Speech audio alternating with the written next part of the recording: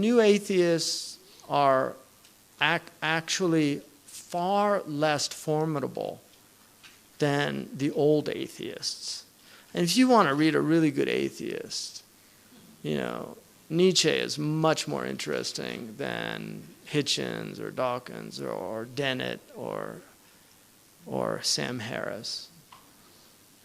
I mean, Nietzsche at least thought the thing through. You know, because he said, hold on, we're on for a real ride. He said it's going to get so dark if we can't transcend this thing, right? The transvaluation of values, the Obermensch. You know, I mean, he was arguing that when you remove God, you remove the ground of being. And we have to become gods ourselves in order to deal with that. So, I mean, these people are very glib, in my estimation. But people forget, there have been atheists always. I mean, there have always been people that have had a hard time with belief in God. And so the same problems arise. Dawr and tasalsul. You can't get around infinite regress and circularity. I mean, these are all the same issues. It's not that different. Trust me. I mean, I really...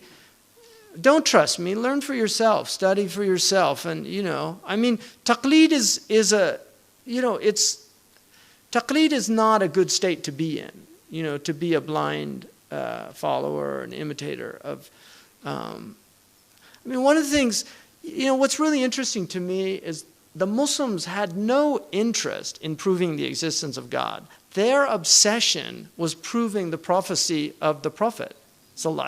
All their books are about proving he was a prophet. Because if you prove he was a prophet, ipso facto, there must be a God because he sent him. So their whole thing was to prove, I mean, Imam al-Bayhaqi wrote a huge multi-volume work called Dalail al-Nubuwwah. And he said, here's the proof that he's a prophet. The Prophet ﷺ predicted many, many things that have come true. That in the 7th century in Arabia, it just would not have been possible to predict those things, or they wouldn't even occur to people.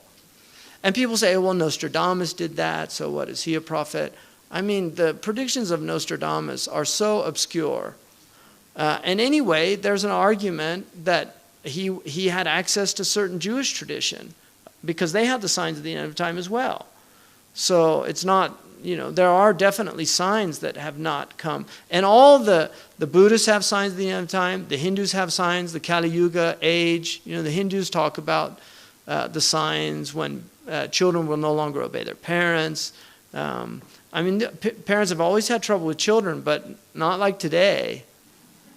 I mean, something is very different, which doesn't mean the end of time's around the corner.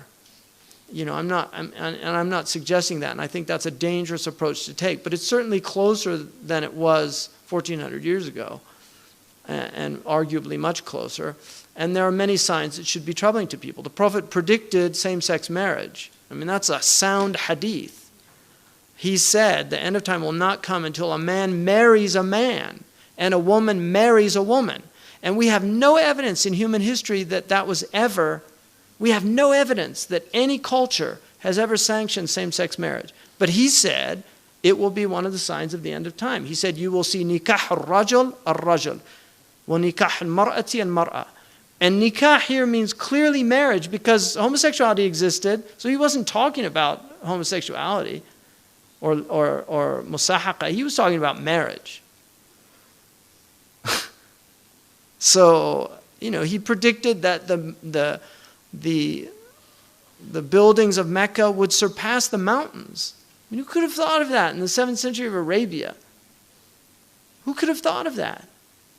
He predicted that people would fly in the air.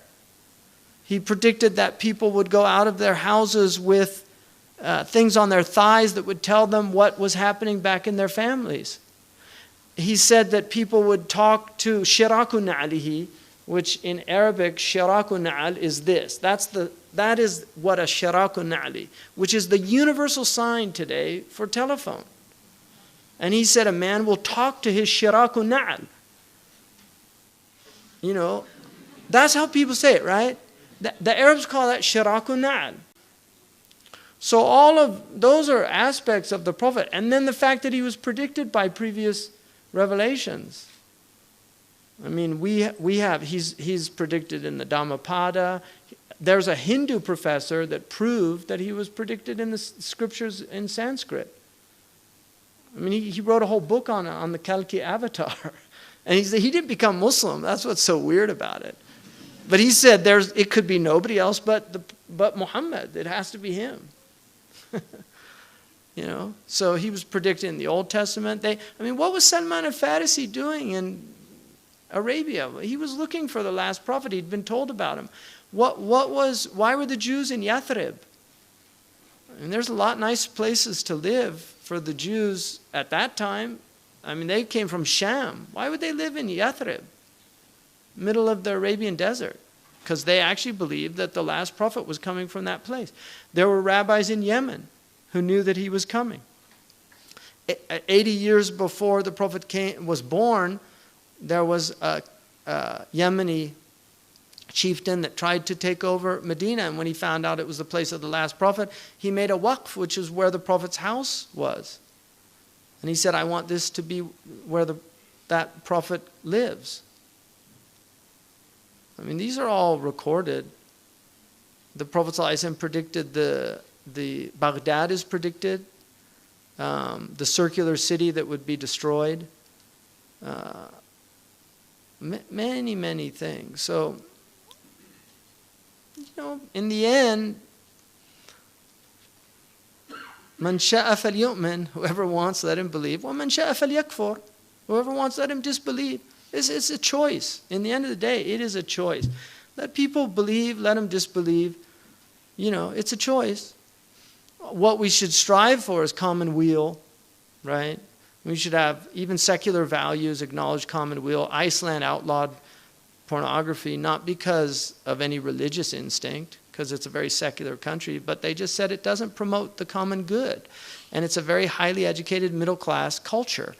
And pornography tends to be uneducated people are the consumers of pornography, or very, very deviant, cosmopolitan type people that are jejun. You know, the nafs is just so sick that, you know, Hugh Hefner syndrome.